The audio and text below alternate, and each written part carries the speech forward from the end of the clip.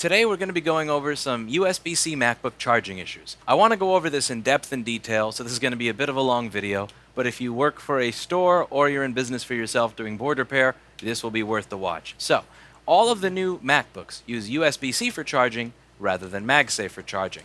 As a result, they use a special MUX chip that's going to control what the port is doing. Is it charging? Is it dealing with DisplayPort? Is it dealing with USB 3? Is it dealing with USB 2? Is it dealing with Thunderbolt? Who knows? But there's a chip that's going to control all of this, and I'll show you this on the 12-inch MacBook and the Touch Bar MacBook, because there's a lot of confusion regarding the documentation for these devices. Even once you actually get documentation for the device, it's still very possible for that documentation to be incorrect, and as a result, to confuse the hell out of people. So the USB-C muxing chip on the 12-inch MacBook is right over here. This is U3100, and in here in the schematic, it says that that is a CD3215. More specifically, if we go to the page that has the chip itself, you'll see that this is a CD3215A. The CD3215A controls whether or not the voltage from the charger is going to make its way to the machine. It deals with USB communication, it deals with all different types of communication and port muxing. This is the USB-C controller IC. In the schematic itself, it says that this is a CD3215A. So the first thing that we have to address here is the fact that the schematic is wrong. Before we get into how to troubleshoot this or how these devices work, we need to get to the fact that the documentation in and of itself is incorrect and misleading. So if you look over here, it says that U3100 is CD3215A. However, if we look at the chip itself, you'll see that it is not a CD3215A, it's a CD3215B01. So this is not a CD3215A, it's a CD3215B. That's very important. This is for the 12-inch MacBook. Now, let's take a look at what shows up on a 13 or 15-inch Touch Bar MacBook. So I'm going to open a schematic for a Touch Bar MacBook, and we're going to see what shows up on that. It also says CD3215A. However, if we look at the USB-C controller IC on the Touch Bar machine, you're going to notice a very clear difference from what you see on the 12-inch machine. Even though the schematic says that it is supposed to be a CD3215A, when you look at the chip itself, it is a CD3215 COO. Look at that. The 12-inch machine uses a CD3215B. The Touch Bars use a CD3215C. Yet, the schematic for each one says they use a CD3215A.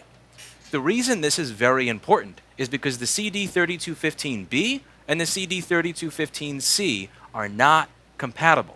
On my website, I have been selling a CD3215B, and I clearly state in my listing this is only compatible with the 820-00244. If you are buying that chip and thinking it will work on a Touch Bar MacBook, you would be wrong. If you followed the schematic that said that they use the same chip on the 12-inch MacBook as they do on the Touch Bar MacBook, if you trusted Apple's own internal documentation, you would have been wrong. If you solder a CD3215B onto a board that had a CD3215C, it will not work. Now, let's move on to the second part that's very important when troubleshooting Touch Bar charging issues.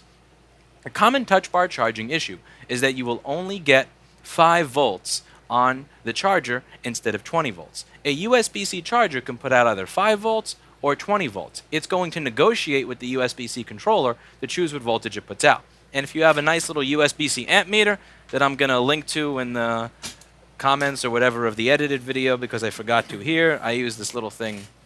So this is what I use. It will show you the voltage and the amperage that the USB-C charger is using. Now, if you have one of these, one of the very common issues with this machine is that you're only getting 5 volts in the charger instead of 20 volts. Here is where this gets interesting. Let's say that you have a charger IC that's corroded, because remember, each port needs its own USB-C controller IC. So if you have 4 ports, you're going to have 4 chips. Let's say one of them is corroded and you remove it. It will still not work. The machine needs to see that there are 4 working chips on the board. So if you only have 3 working chips on the board, you won't get any charging. If you have 3 working chips and 1 chip that's been removed, it's not going to charge even on the working ports. This is important because I used to think that I could remove the 1 chip that was bad and it would still work. This is not like a power line where there's one capacitor that's shorted. You can't troubleshoot this the way that Jessa Jones would troubleshoot a phone. Not that there's anything wrong with the way Jessa troubleshoots a phone, but you can't just take a set of tweezers and say, this is the one bad cap on the line, goodbye. You can't say here, this one charging IC is bad, so let's just remove it and the board is going to work. If you do that, it's not going to work at all. You need every single one of them on the board to be good. Now, here's where we get into problems. The only charging IC that is available in new condition is the CD3215B, which is what I've been selling for the 12-inch MacBook. If you wish to purchase a charging IC for the touch bar, which is the CD3215C, you need to take them like an SMC off a donor board. Those chips come with programming and nobody sells them. So, you are not even able to buy new donor boards anymore. You need to buy these little fucking chicken wing like things. Like they do it the same way they sell chicken. You used to get the whole chicken. Now you can get the breast or the wing or the thigh or the it's a terrible industry. You used to be able to buy an entire donor board. Now you cannot do that. You can only buy the wings. So what we did here is we bought a bunch of wings, and we're going to be selling these on the site soon enough. Each wing has 2 CD3215Cs on them. Now, to get to the third important thing that we figured out when it comes to troubleshooting the Touch Bar Mac, if any one of the USB C controller ICs is bad, none of the ports will charge. So the question then becomes, which chip is it that's bad? Don't tell me this is going to be like replacing RAM in a Retina MacBook, where if it's beeping, you have to replace all 32 chips because you don't know which one it is. Well, we think that we figured out a solution to this problem, and this is where the USB C amp meter comes into play. With the ports that have a good USB C charging IC attached to them, what will happen when you plug it in is it will show a steady state 5 volts. However, we think that when you plug it into the port that has a bad USB C controller IC, a bad CD3215, that what goes on is that this is going to blink and it's going to boot loop. So instead of being a steady state 5 volts, it's going to go 5 volts off, 5 volts off, 5 volts off. So what it seems like we found out here is that you can actually figure out which one of the chips is bad from the heat signature. So when you plug in this, the charging IC that gets warm is the charging IC that's at fault. And if you have one of these little thermal cameras that I said a few months ago I would never spend money on unless you had a gun pointed at my head, may actually be kind of useful after all. And to be fair, I got this thing from Union Repair, and they sent it to me for free, but still. I did shit on it for about 6 months before I said one good thing about it, so I don't feel too bad about that. Interesting. So, on this board, when I plug in the USB-C charger, the USB-C controller that corresponds to the port that I just plugged it into doesn't get hot. However, the USB-C controller that corresponds to a different port gets hot. And I think it's not this side of the board. I think it's this side of the board because this is the one directly under it. I think this is actually warming up the other side of the board.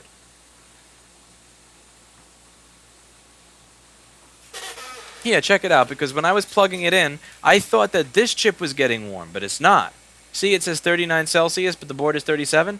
It's actually that this chip on the bottom is warming the other side of the board entirely, because this one's going all the way up to 48. So this may only be one chip that needs to... You think that the heat is actually a way to tell, rather than the boot looping? What did the boot looping tell you?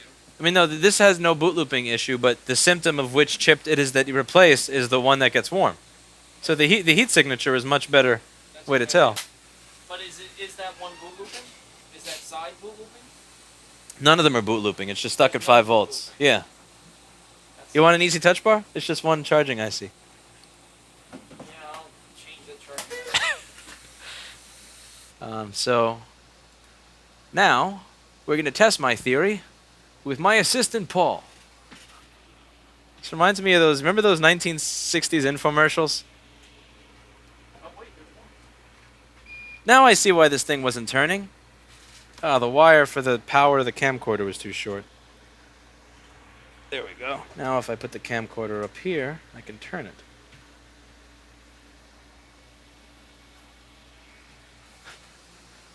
Our assistant on stage, Paul Daniels, will be performing the trick.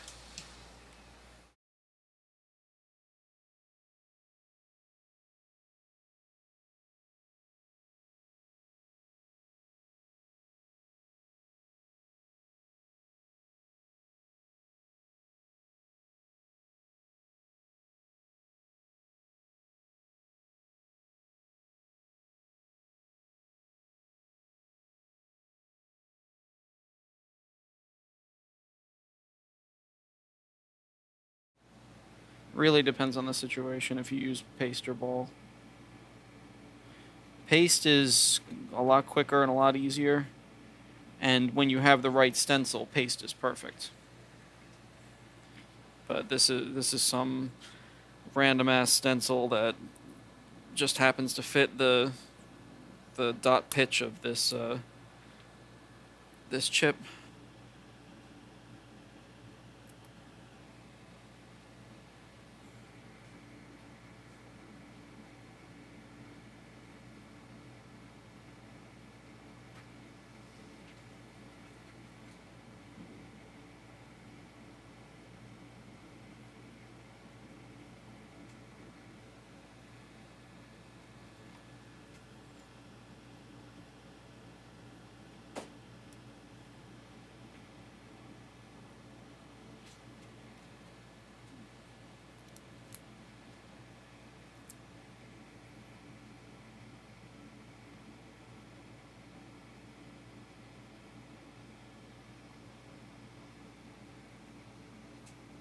Ah, shit.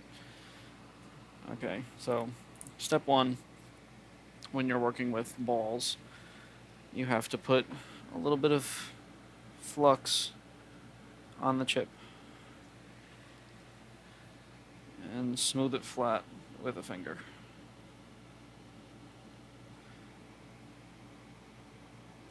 If this stencil was actually good enough and close enough, modifying the stencil, like using JB Weld or something to try to fill in the holes that you don't need, that would be fine.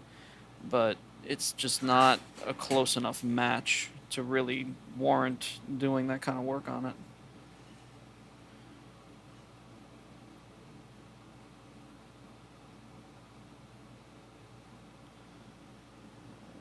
Okay. Lined up. Now we take some of our balls.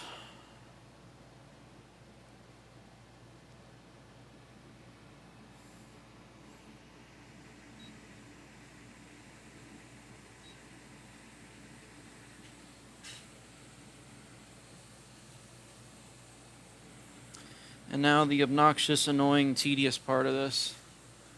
Moving your balls into the holes.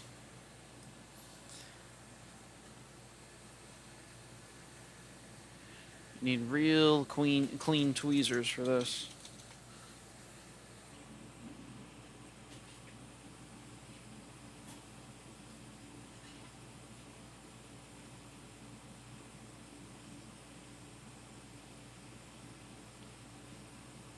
So yes, there are easier ways to do this. There's stencil jigs where all you do is just pour out a bunch of holes, a bunch of balls, and shake them right into the hole.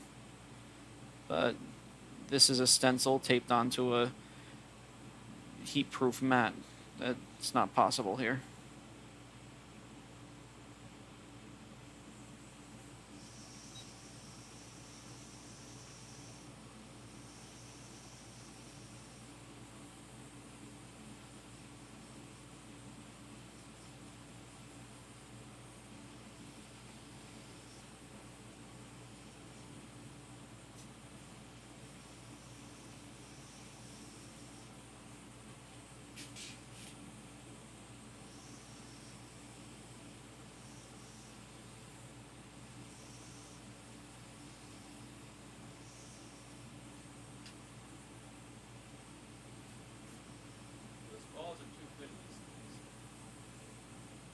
Those balls are too what? Hi-Fi says Paul is a robot.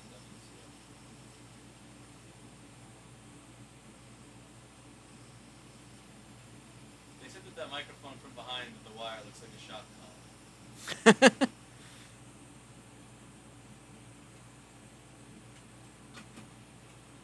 For every ball hole that I miss, I will be shocked.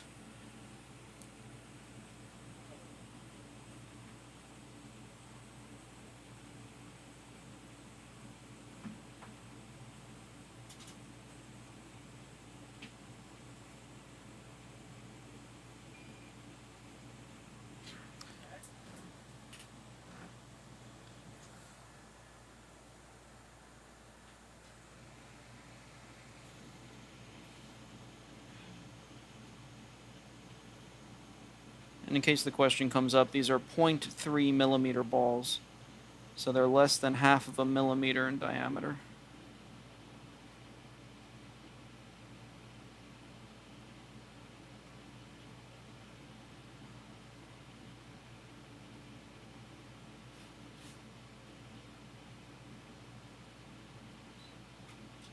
Alright, it's good job for tomorrow.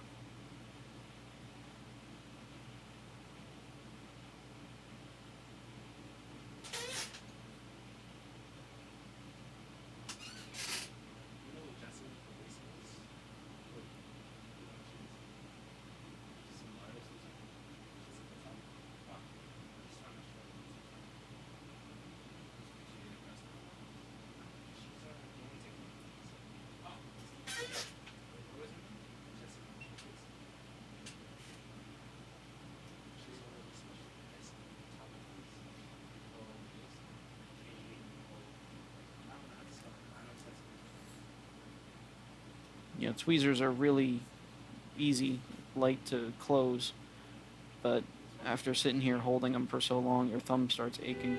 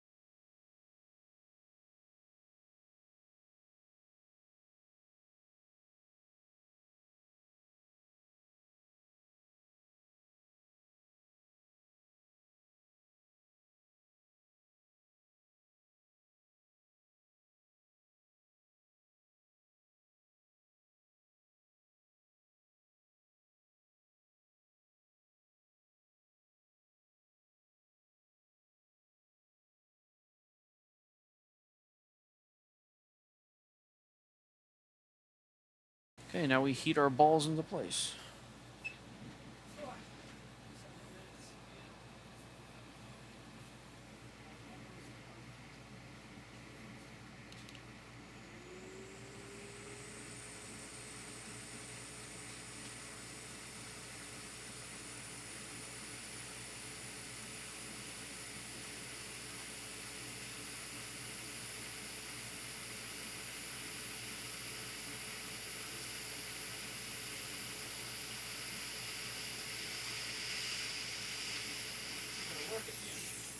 And I see one did not want to go down to the pad. So kind of crush it in there a little bit. Add a little bit more flux and see if I get that one to go down to the pad.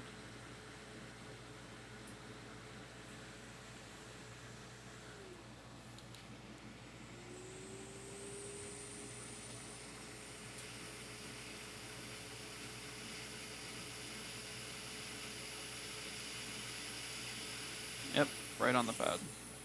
Now, whether you use balls or solder paste, there's no need to heat the stencil and the balls till they're melted again to get the stencil off. I think that's a mistake that a lot of people make. All you have to do is either heat it just enough to remelt the flux, because that's all that's keeping this stencil on here is the flux. Or since we have the machine here, I like to just put this right into the ultrasonic. I put it inside of my tea strainer, my T-ball to get my little balls off of it. I'm going to go put this in the ultrasonic. After a little bit of time in the ultrasonic, it goes into an alcohol tub.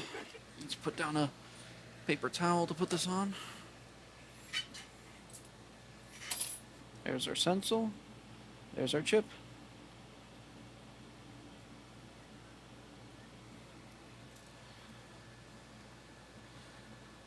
It's too much of a risk to heat the stencil, because if you do wind up heating them to the balls are melted, the slightest wrong move with your stencil and you ruin all that work.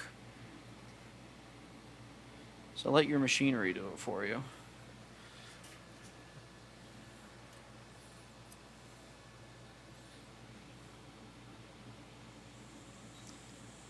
Now, for anybody that's watched Sunday's stream, these balls are way smaller than what that stencil was making on here when you use solder paste.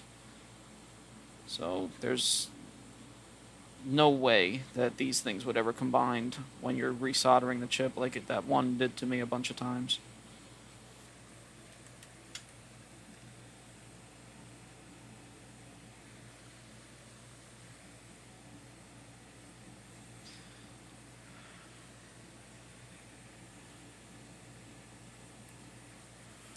Just the right amount of flux.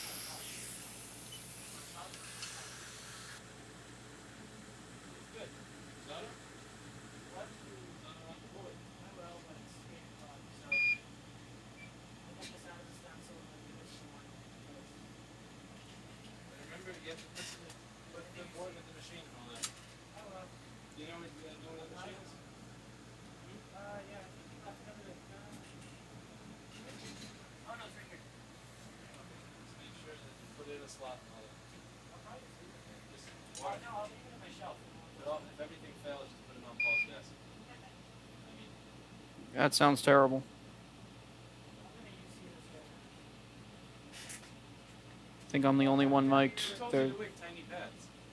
Jessa? Okay, I approve. Could I get your teeth and use for the Lucy? This fishing rod? Yeah, whatever that is. Is it reed? Wait, but that was Alex. Get up here. Wait, that's Alex? Yeah.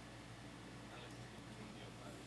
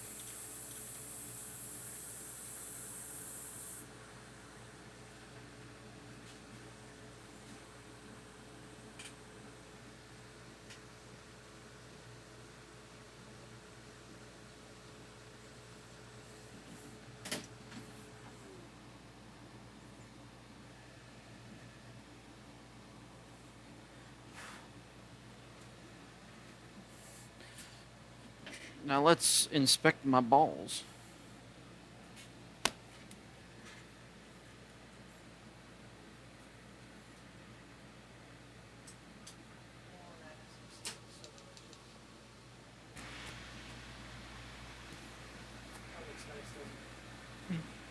I have great confidence in the quality of Paul's balls. There's AC/DC has Hell's Bells, and we have Paul's balls. That's some good looking balls. 19.9 volts and 1.2 amps is being taken, which means the machine is turning on. Should be in an SO state. There you go. And you showed the balls on camera? I showed my balls on camera. Take a bow for our studio audience. There- yeah. This is Paul S., the only person here that actually fixed something today. Dude, that was awesome. It was too much failure. It's good to have a good one finally. So we're going to be selling these wings on the site soon. You're going to have to reball the chip yourself. Good luck finding a stencil. So do stay tuned to find these wings on store.rossmangroup.com. Don't delay. Buy today. Don't delay. Buy today. So that's pretty cool. Now the interesting thing about this is that this chip managed to fail without any liquid or physical damage. No physical damage, period. The case is in perfect condition. Because one of the first ones we've ever had was because somebody dropped their MacBook and broke the charging cable right there, right at the end. And it broke the port or it broke the chip? It burnt out the chip. Oh, really? Yeah, that was on the 12-inch retina. The 12-inch, so you didn't have to worry about the chip size there. Yeah. This is interesting that chip will just die for no reason. That's recurring revenue right there, actually. So well, it's good that we were able to find which one it was, and it doesn't matter what you have it plugged into. You just feel for the heat. Yeah. One of them's going to be getting hot. And the thing is, I thought it was the one on the other side of the board, but that chip was getting so hot it was warming the other side of the board and the board around it. Much fixed. Much fixed. Very happy. Very happy. So typically we would try to figure out which chip assigned to which port is not working based on which one is boot looping, meaning that on my USB C amp meter, it'll show 5 volts and then turn off and 5 volts and turn off. Sometimes that works, sometimes it doesn't. When that doesn't work, which one is getting hot? And we used this little thermal camera over here, and it told me that one of the chips was getting much hotter than the others, even when we weren't plugged into that port, which is very interesting. We removed the chip, and we replaced it with one from a donor. Remember, you cannot use 3215 BO3 or a 3215A on a board that needs a 3215 COO or the other way around. And I know, as I said in the beginning of the video, that Apple says in the schematic that the 12-inch Retina, the 13-inch Touch Bar, and the 15-inch Touch Bar all use CD3215A. That is a lie. That is not what they use. If you find that chip and you put it on here, it's not going to work. The 12-inch Retina uses the CD3215 B03, and the 15 and 13-inch Touch Bars use a CD3215 C00. On my site, I actually listed it as CD3215A because I thought, hey, look, it's in the schematic. I'm sure that's right. But no, the chip itself actually says B03 as it is in the picture, and I'm very happy that I only listed it for the 12-inch Retina, and I waited to test it before I list it for the 13 and 15-inch Retina because for those it won't work. So this is going to be a very common cause of charging issues, and I imagine it's going to drive a bunch of people up a wall. So hopefully this explanation made it all easier, and as always, I hope you learned something. I've got to get to packing. There's a ridiculous amount more stuff to fix here. There's a bunch of difficult boards. Luckily, we've got our